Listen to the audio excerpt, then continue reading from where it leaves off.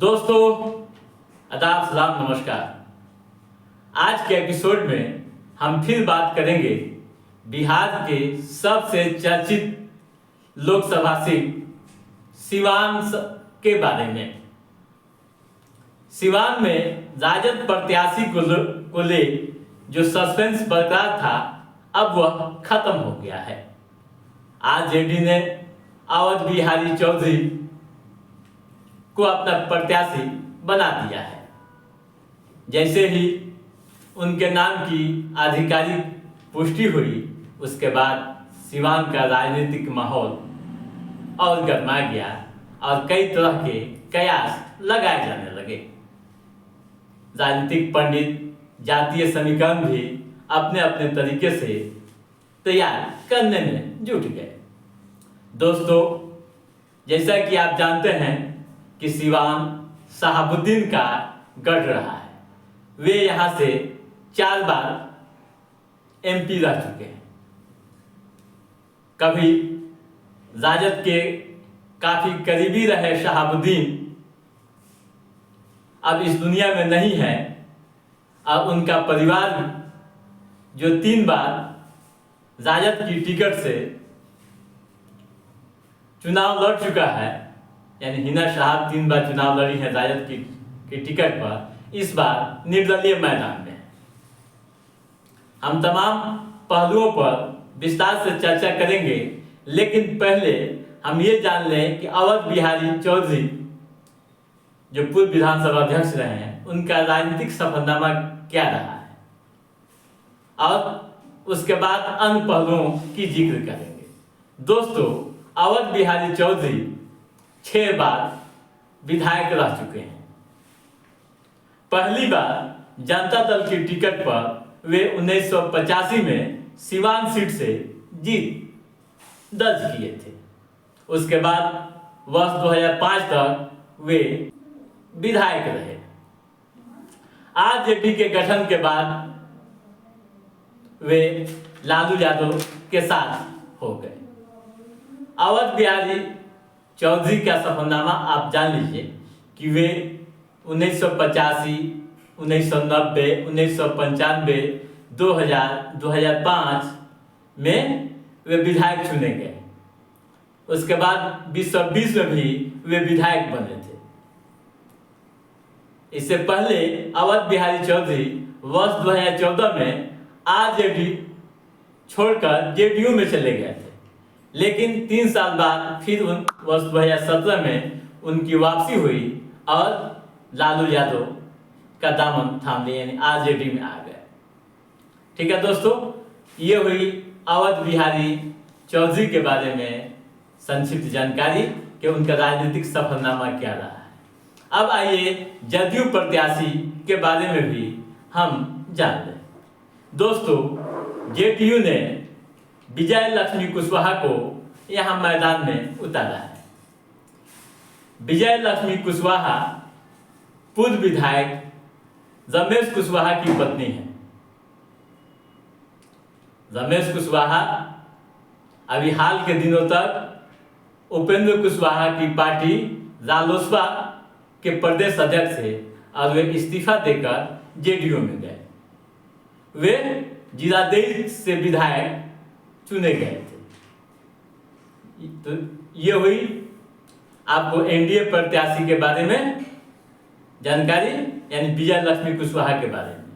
अब हिना शहाब को तो आप जानते ही हैं, इनके बारे में ज़्यादा कुछ बताने की जरूरत नहीं है।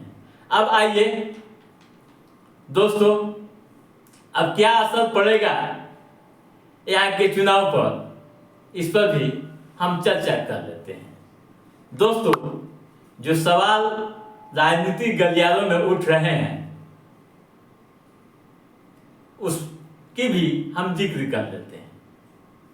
पहली बात यह हो रही है, राजनीतिक गलियारों में चर्चा हो रही है कि शहाबुद्दीन के गढ़ में अवध बिहारी चौधरी का मुकाबला किससे होगा, हिना शहाब से या फिर विजय लक्ष्मी कुशवाहा से।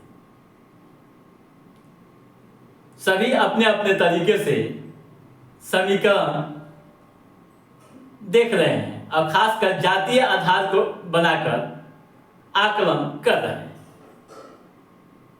जातीय आकलन के आधार पर अपना विचार, अपनी राय रख रहे हैं।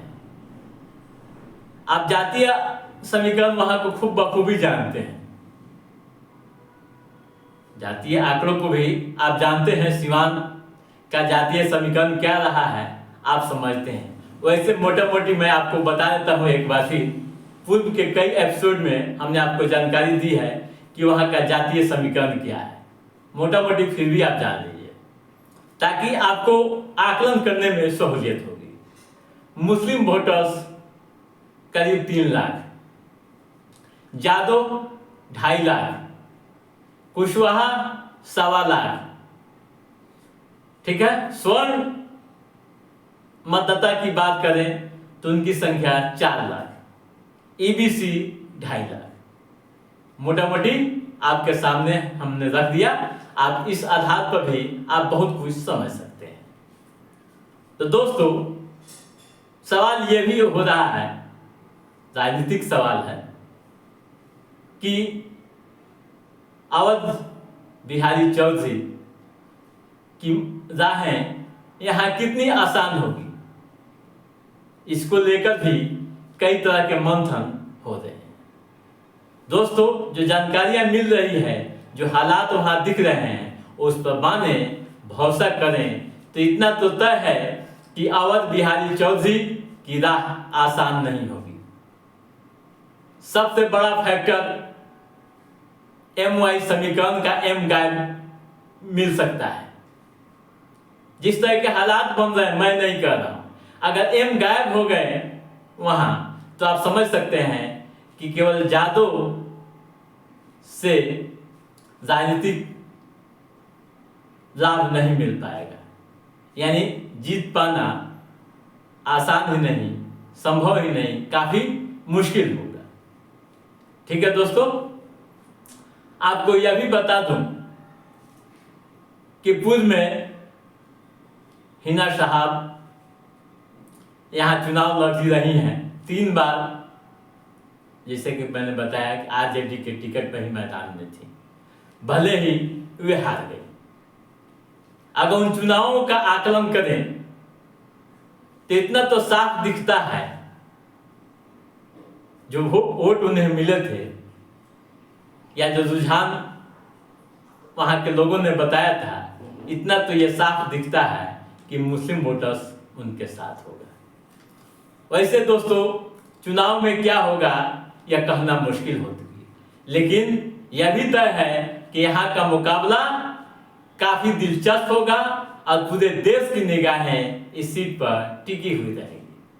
तो दोस्तों, आज के इस एपिसोड में बस इतना ही। हमारा ये एपिसोड कैसा लगा आप लाइक और कमेंट करके हमें जरूर बताइएगा। यदि आपने हमारे चैनल को सब्सक्राइब नहीं किया है तो सब्सक्राइब भी कीजिएगा, ताकि पॉलिटिकल गतिविधियों से संबंधित जो भी अप टू डेट है उससे हम समय समय पर आपके बीच पहुंचाते रहेंगे।